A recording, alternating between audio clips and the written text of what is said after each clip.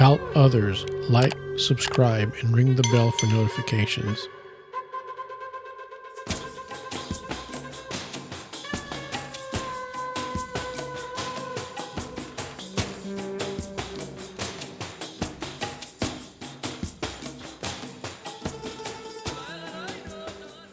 Shalom, my name is Joseph Shulam, and I am continuing this campaign against anti-Semitism. But in order to understand anti-Semitism, especially when we're talking about World War II and Nazis and death camps and crematoriums and trains and an attempt to wipe out Jewry in Europe by Germany with nations who cooperated with them, with Nazis who built extermination camps all the way from Eastern Europe to Western Europe. Then when I think about it, as a Jew, a Jewish disciple of Yeshua, of the Messiah, Son of God, and Europe, at that time it was majority Christian, vast majority Christian. Today already it's hard to say about Europe because they have swallowed the worm, and they're going to have a very difficult time getting rid of it. That worm is the millions of refugees from Muslim countries that first they brought them to work because they were a little cheaper. But now the floodgates are being opened daily. The numbers are increasing. Countries that were the hallmark of Christianity at one time, like England, today has more than 20 mayors who are Muslim. And what do you think the agenda will be? First of all, it'll be equality, demanding equality, which is legitimate and good. Second of all, it'll be demanding superiority, which is not legitimate and not good. That's right, brothers. That's right, sisters. But today I want to turn the tables and talk about some positive things that happened during World War II. Some positive things that happened when anti-Semitism raised its head like a big cobra snake, hissing death, destruction, depravity. When darkness thickens and there's an eclipse covering the sun, originally I wrote S-O-N. Eclipse covering the sun, S-O-N, not only the sun, S-U-N. The sun of humanity.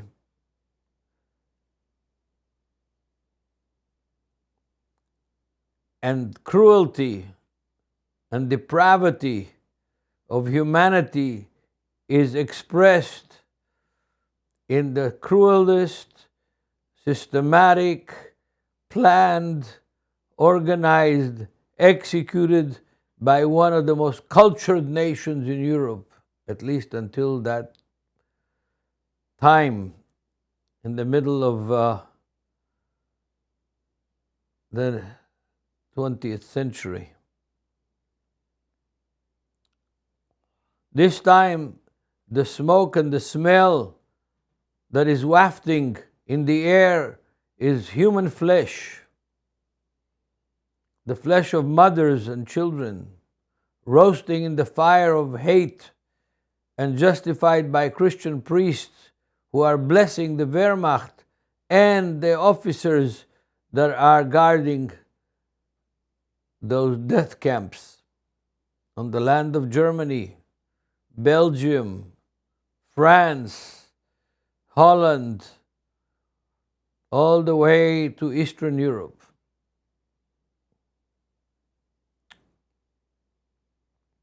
Protestant and Catholic churches, Greek Orthodox churches kept on meeting. Sometimes the generals and the camp directors from the death camps of Nazi Germany would go to church, sing songs, praises of Christ, the Son of God. Sometimes they would read publicly from the Gospels, sometimes even from the Psalms and the prophets, and feel that they're strengthening their faith.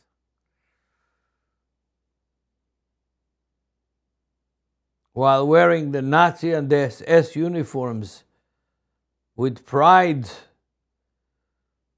in church. Sunday morning, taking communion, remembering the death, burial, and resurrection of Yeshua, of Jesus, the Messiah, the Son of God. Forgetting, ignoring that he is a Jew, circumcised on the 8th day. Forgetting, ignoring that the Bible that they're reading is a Jewish Bible. Even the New Testament, even if there is one Gentile like Luke that is there because he wrote the Gospel of Luke,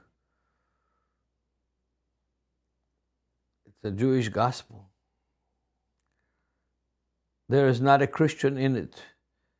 Nobody in the New Testament ever called himself and said, I am a Christian.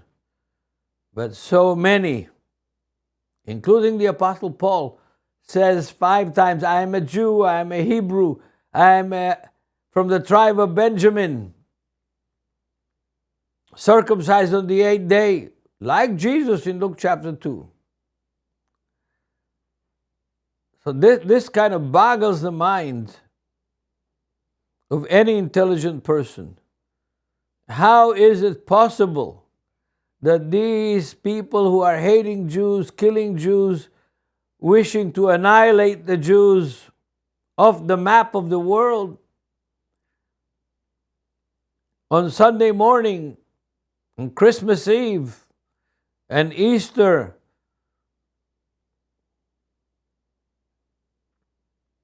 are worshiping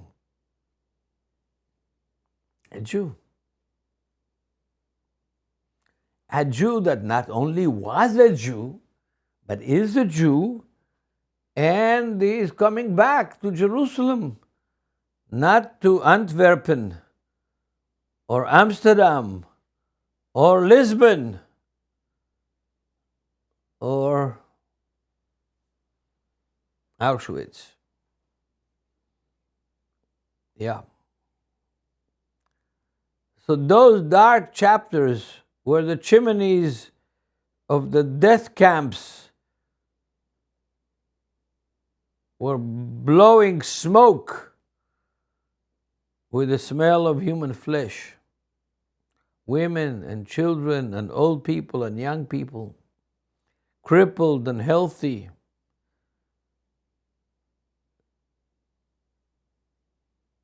These were going to church and worshiping Jesus Christ.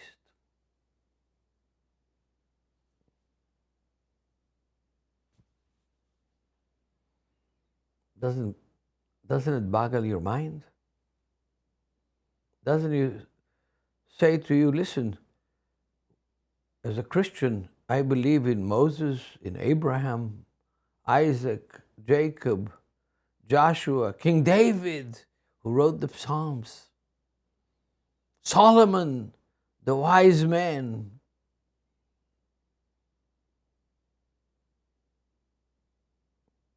I believe in Mary, who after 30 days of birth took the baby after he was circumcised on the 8th day, to the temple to be purified and cleansed and blessed by the Jewish priests in the temple in Jerusalem, and offer the sacrifice to the God of Abraham, Isaac, and Jacob.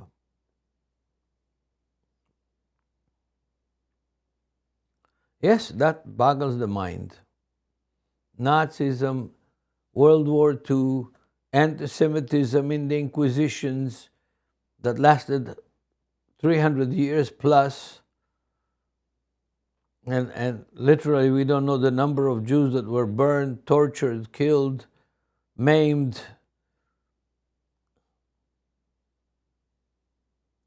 But there were many thousands.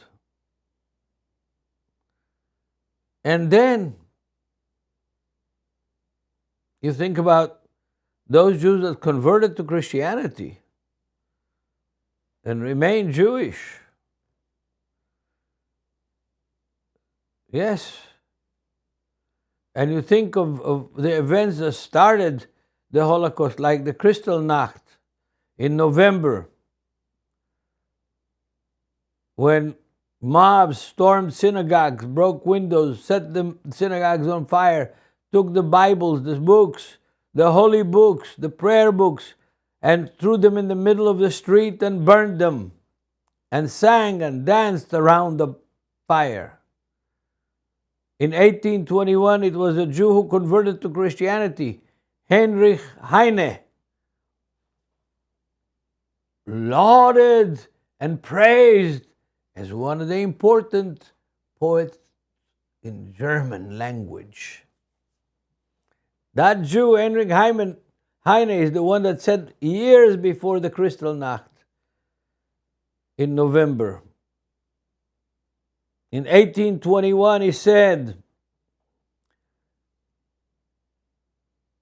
humans who burn books in this place will burn human bodies.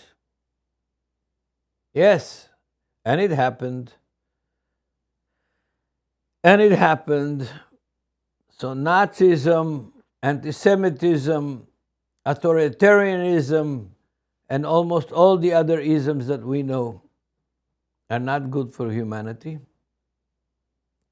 And if they're not good for humanity, they're not good for Jews, and they're not good for Christians, and they're not good for Muslims and for Buddhists or for anybody else. They are a part of depravity of mankind when hate, when prejudice, when desire to minimize the value of another human being because of color, race, or religion. When that happens, dear brothers and sisters, watch out. That depravity will bring always a disaster. Always a disaster. But today, I don't want to talk and concentrate on the disaster and the hate and the atrocities and the tortures and the burnings of Jews in history and especially in European Christian history. Today I want to do something else completely. To reverse this hate. To show that humanity and human beings don't have to join the mass and hate somebody that they don't even know. They know nothing about him.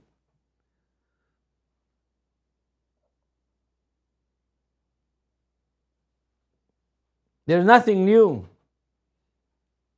in religious lies and false teachings.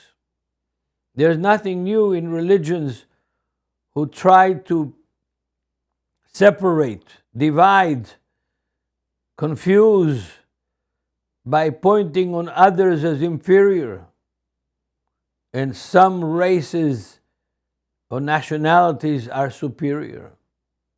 But when that happens, something else always happens. There are always heroes that rise up. There are always people who are focused on God and God's love and God's grace and God's word, who don't bow down to the idol of totalitarian, racist hate and discrimination. There are people like that. One of those people was a Dutch lady from a family of devout Christians, Corrie ten Boom. In our congregation in Jerusalem, we were fortunate that at least one time Corrie ten Boom herself visited our congregation, and her son and his family, with his teenage children, visited several times our congregation, and they had a small choir, good singing, even in Hebrew, in our congregation many, many years ago. Corrie ten Boom, born in Holland, survived the Holocaust, but her sister didn't. She died in a Nazi camp. So it's extremely hard to describe the emotion of Jewish people who are survivors of the Holocaust. And we have, at that time when Corrie ten Boom visited our congregation, many years ago, we had several Hungarian Jews, Czechoslovakian Jews, Serbian Jews, Bulgarian Jews who went through the Holocaust and knew what Corrie ten Boom was talking about. Especially the Hungarian Jews that we had in our congregation, Joseph and David Wachter, two brothers, Orthodox Jews, that found the gospel of Yeshua in the death camp by reading a New Testament that they found on that horrible march from Budapest to the death camps of Europe, passing through Bergen-Belsen, and finally ending in further north camps like Auschwitz. Yeah. We all know the story of Anna Frank, also connected with Holland, that there were Christians who hid her family, endangered themselves.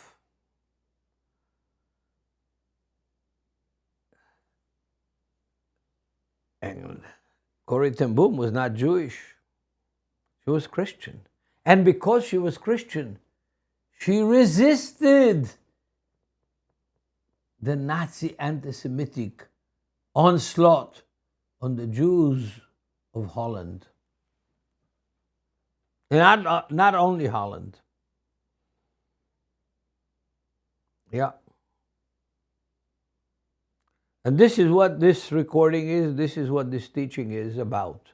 It's not about how bad the Nazis were or how bad the anti-Semites today are.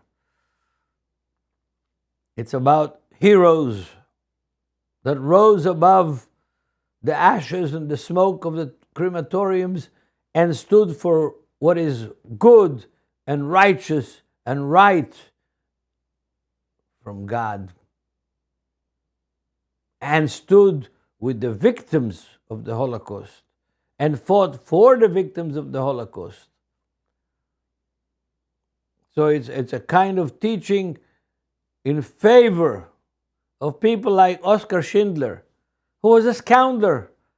We all know that he was a scoundrel. Liked young girls and women and money. But he did something unusually wise, For himself, yes, selfishly for himself, to make money, but not only, because in the process of wanting to make money, he also had the opportunity and the wisdom to save 1,200 Jews from sure death in the Nazi camps of Europe. Yes. So, out of his desire to make money, he married that desire with making money and opening factory in Nazi territory and hired Jews, some old, some weak, some strong, to work in that factory and get saved from sure death in some Nazi concentration camps, and maybe burned alive or gassed in the gas chamber. Yeah. Oskar Schindler is buried in Jerusalem. He's buried on Mount Zion. Not a saint of righteousness, but a saint of compassion for the Jews. Smart. His tomb is in Mount Zion, the Catholic cemetery of Mount Zion. I visited it many times, alone and with tourists. And every time I visit, I say, thank God for Christians like Oskar Schindler, that had the wisdom of how to save Jews and make money at the same time. He saved all kinds of Jews, secular, from Germany, from other European countries, and fought for them, for these Jews, to remain workers in his factory by doing all kinds of things like bribing German officers and other things, just in order to keep some old couple working in the factory instead of going up in the smoke of the crematoriums in the Nazi camps. Oskar Schindler. There was a movie, The Schindler List. 1,200 Jews that would surely have died in Nazi camps were saved by Oskar Schindler. He didn't have to do it, but he wanted to do it and engineered it to do it and did it and succeeded. And those Jews, most of them immigrated to Israel, some to the United States and other countries. But they all praise God for Oskar Schindler, the Christian who was wise enough not only to save Jews, but also to make money from that endeavor. Yes, there is a pastor, Andrei Trokme.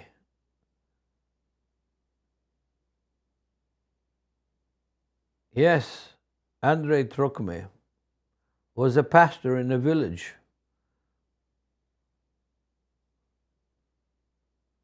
By the name of Les Chambon-sur-Lignon. Yeah.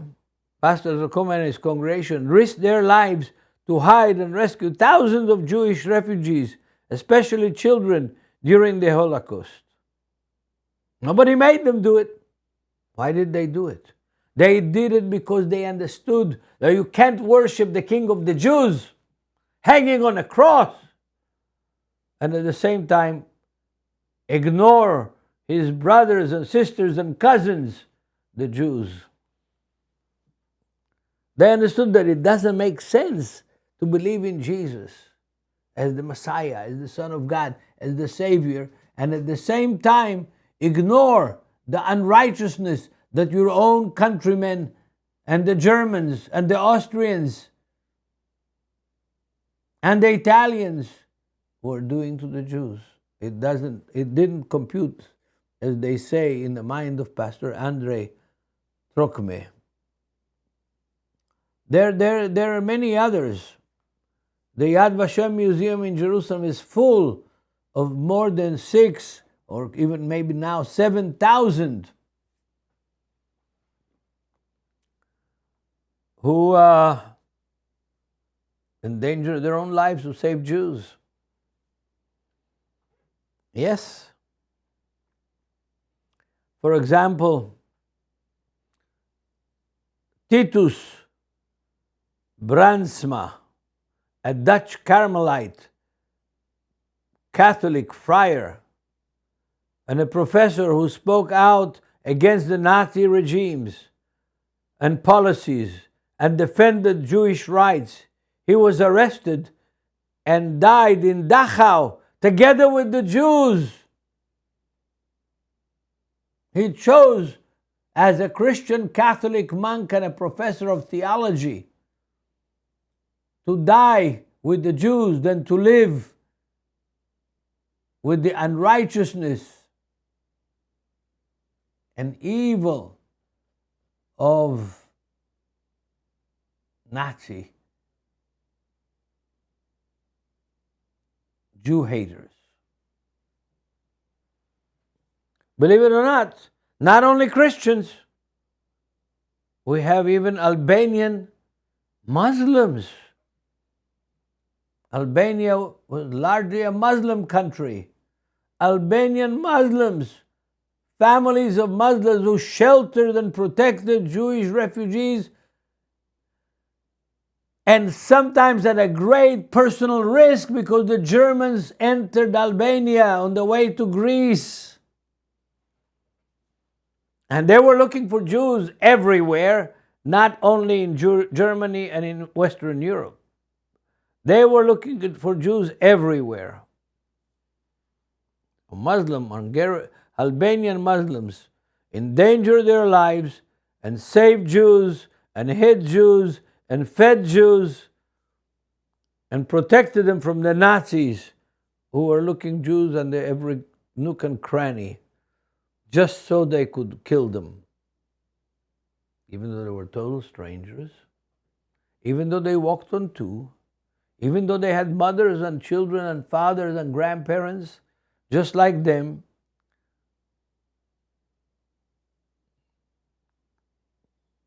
Albanian Muslims saved Jews during the Holocaust.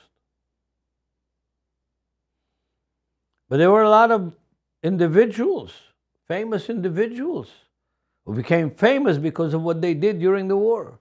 Raoul Wallenberg, a Swedish diplomat who saved tens of thousands of Jews in Hungary by issuing protective passports, fake passports, and established safe houses.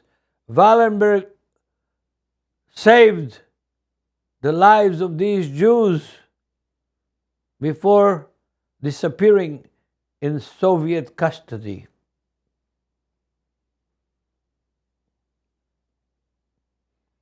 The Soviets were against the Germans. But where did Raoul Wallenberg disappear in their hands and why? We still don't know. But we're going to find out someday, on the Judgment Day. Another Polish Catholic social worker by the name Irena Schindler, who helped save 2,500 Jewish children by smuggling them out of Warsaw ghetto and providing them with false identities and sending them out of the danger of Nazi extermination. Irena Schindler, not many people remember that name, but she saved 2,500 Jewish children that were deposited by their parents in Catholic institutions, and they went to Auschwitz, to Dachau, to Bergen-Belsen, to the death camps of Eastern Europe. Yep. Remember that name, Irena Sandler. Is Hugh Flaherty, an Irish Catholic priest, sheltered Jews and Allied prisoners of the war in Rome, Italy. During the Nazi occupation, he used the Vatican as a hiding place and helped many escape capture. Hugh O'Flaherty, an Irish Catholic priest.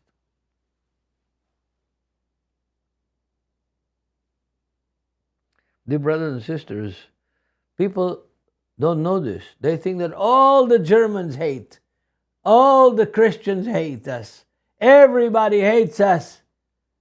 But when you look at the whole picture, you see that it is possible to be a Christian, even a Catholic, to have a heart, to save Jews, to save anybody from the unrighteousness of racism and hate. Yes. In fact, the majority of the people who saved Jews during the Holocaust from the anti-Semitic hate of Nazi Germans, not only Germans, Austrians and others that were French, all over Europe, there were great people like the ones I'm reading to you now, telling you about now, and there were also a lot of people who cooperated and helped the Nazis catch the Jews and kill them. So I mentioned Raoul Wallenberg, Irena Sandler, Hugh O'Flaherty, but there's another one, Swiss diplomat by the name of Charles Lutz, who issued protective letters and certificates to thousands of Hungarian Jews and the Swiss protection during the Holocaust, saving them from deportation from Switzerland. And Switzerland was neutral, and those Jews got saved. Yes.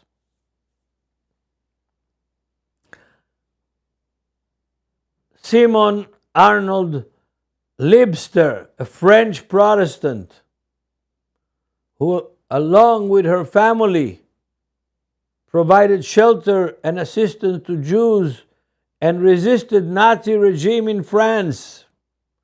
Simon Arnold Libster. We had a member in our congregation. If you go to our webpage of nativia.org and you go to the library and you look at the Teaching from Zion magazines, or if you go in our new webpage, nativiainternational.org, you'll find it there too.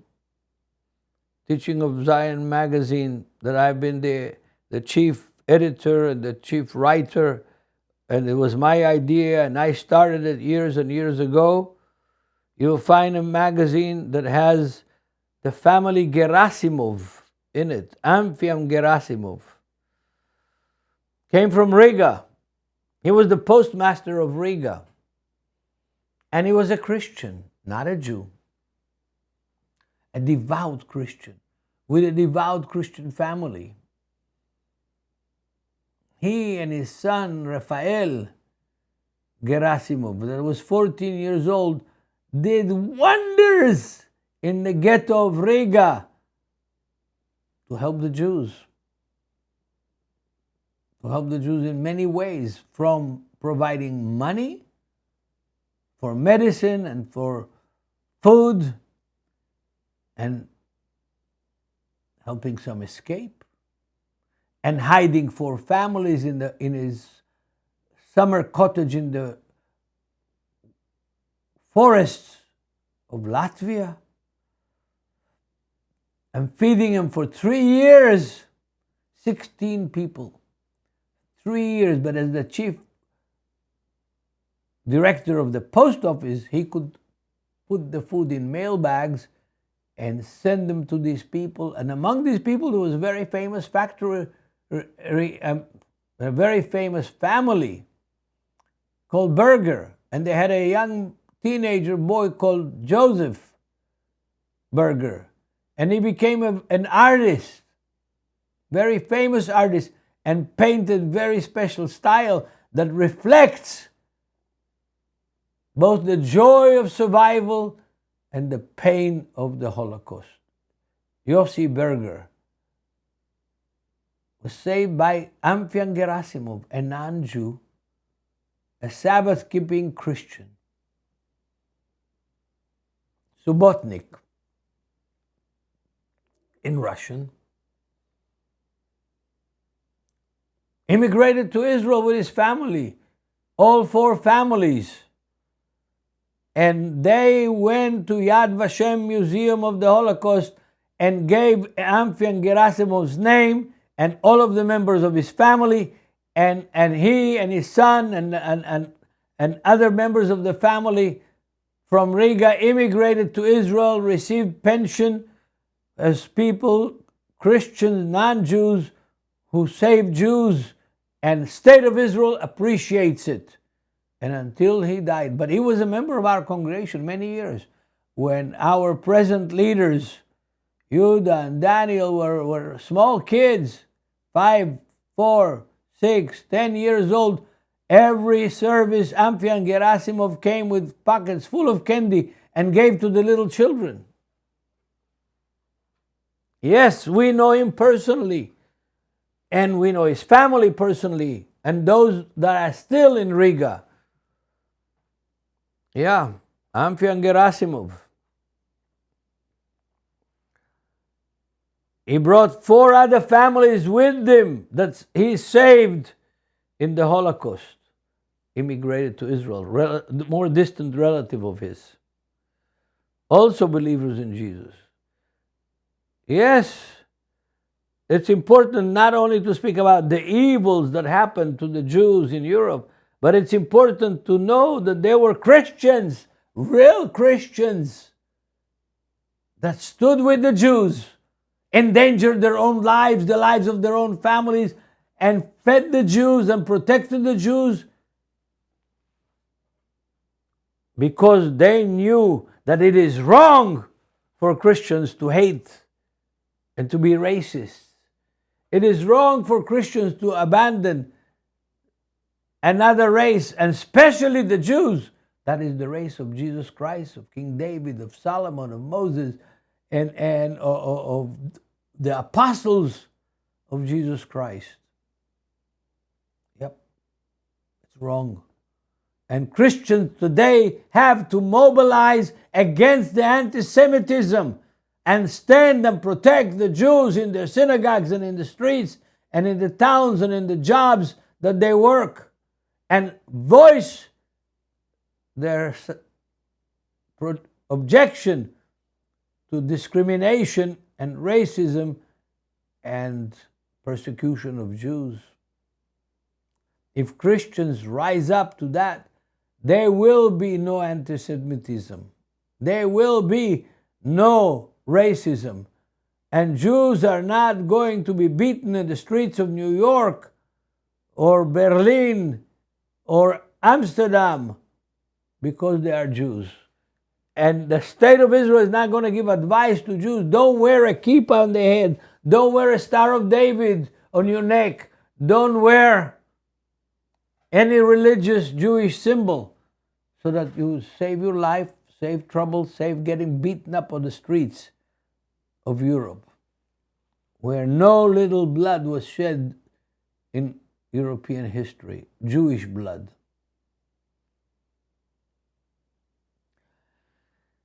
Yes, Amfian Gerasimov. One winter, very heavy snow, no traffic. Cars couldn't drive because the Israelis don't have snow tires and snow chains, and they don't know how to drive in the snow. So on Sunday, I had a car on a 4-wheel drive, so I drove alone to the congregation to see if somebody came. You know who came? Amfian Gerasimov. He was in his 80s. He walked several miles from his house to the congregation on Narkis Street at the Baptist house at that time.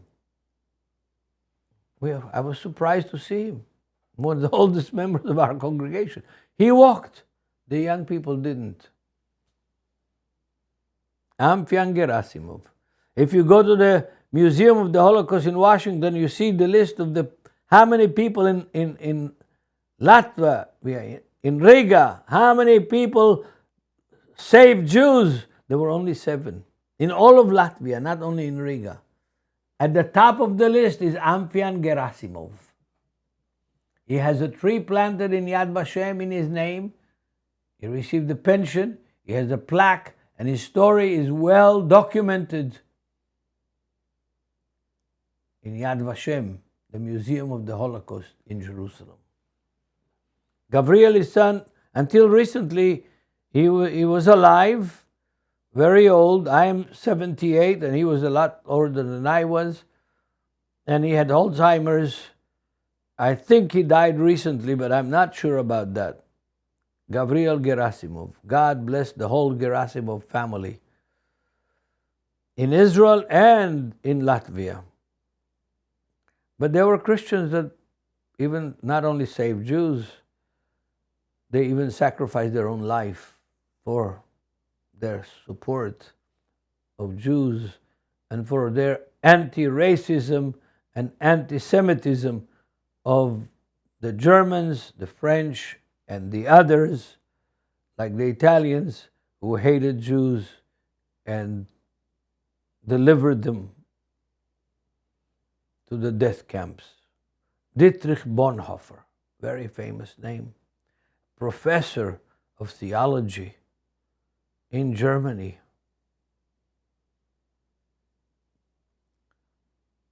Not a Jew, a Gentile, a Christian professor of New Testament theology.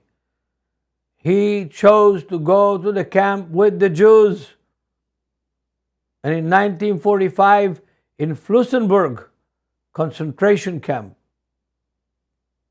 he was executed. He died.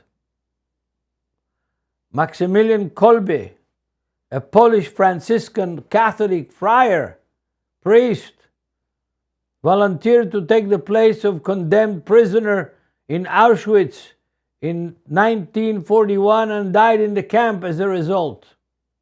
Edith Stein, a Jewish-born convert to Catholicism, a nun and a philosopher. Edith Stein, who was arrested by the Nazis and died in the gas chambers of Auschwitz in 1942. Franz Jägerstätter, hard German name to pronounce. Franz Jägerstätter, an Austrian conscientious objector to go to the army, to serve in the military, and a Christian martyr who was executed in 1943 for refusing to serve in the Nazi military because of what the Nazis are doing to the Jews. Titus Brandsma, a Dutch Carmelite, Catholic friar, and a professor who opposed Nazi ideology, died in Dachau in 1942. They killed him in Dachau, even though he's not Jewish. But he took the side of the Jews. The Nazis didn't care. They didn't bat an eye that he was not Jewish. They didn't bat an eye that he is a priest. They didn't bat an eye to kill him. Why? Because if he was there in the crucifixion in Jerusalem and took the side of Jesus because Jesus is the King of the Jews, nobody would have bothered him. But in Europe in 1942. German Christians went to church, who christened their children. Catholics who celebrated Easter, the resurrection of the Jewish Christ from the dead on the third day. Yeah. Titus Brandsma, a Dutch priest, was executed in 1942 in Dachau, one of the bad Nazi death camps. There are others, but these are the famous ones. These are the ones I knew, I heard about years ago.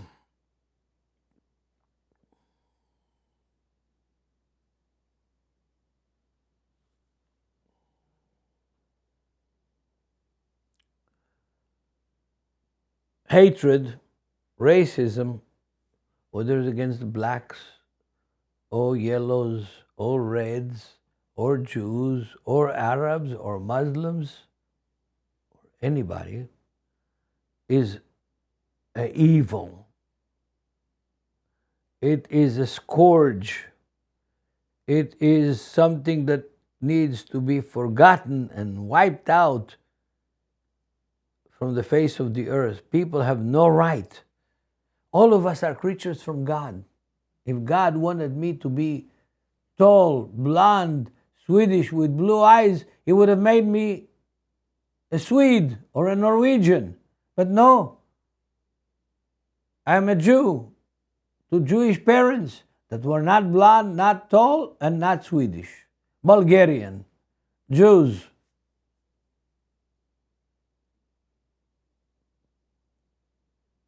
And if He wanted me to be black, I could have been Louis Armstrong or Ella Fitzgerald or Martin Luther King. I don't know who I could have been. But if I was black, I wouldn't hate the whites. Like now, I wouldn't condone racism like I didn't when I was in high school in Georgia, away from my home and away from my country in Israel, because I believed in Jesus. Yeah. I got officially kicked out from the university where I studied in Nashville because I brought 4 black students to the campus, not before 1973. In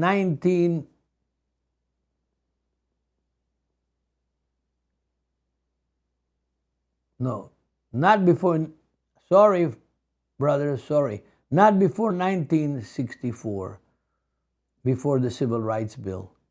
After the Civil Rights Bill in 1968, I brought 4 black students, brothers, students at Tennessee A&I in Nashville, Tennessee, to the campus of David Lipscomb University, where I studied and my wife studied.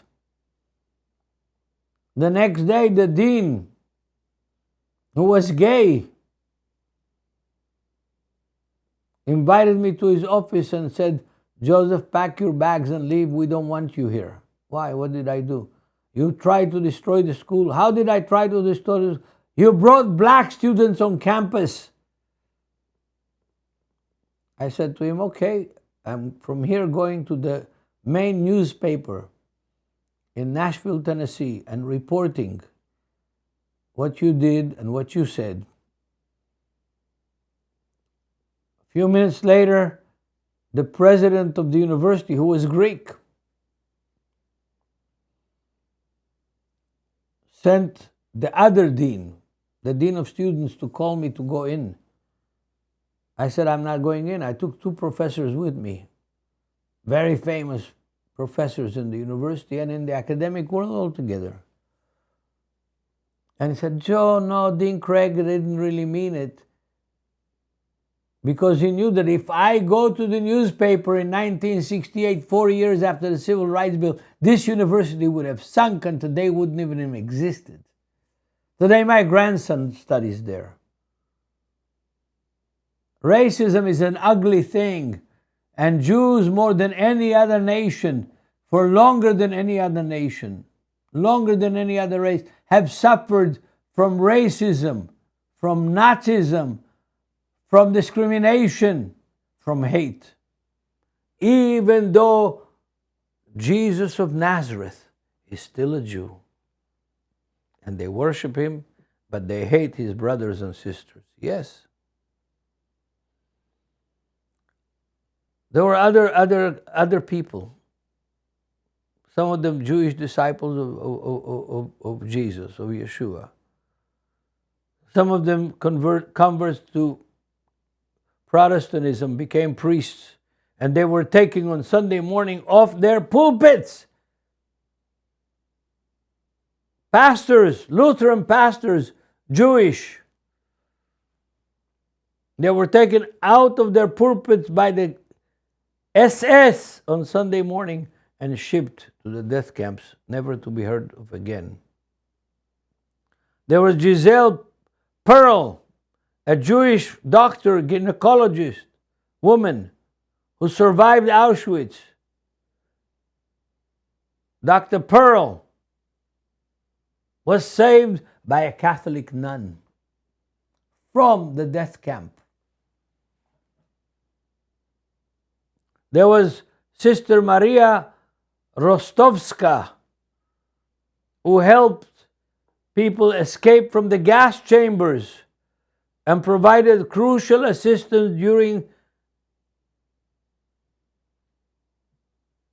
her services, and in the end killed by the Nazis herself, even though she was not Jewish, but she saved Jews. Sister Maria Rostovska.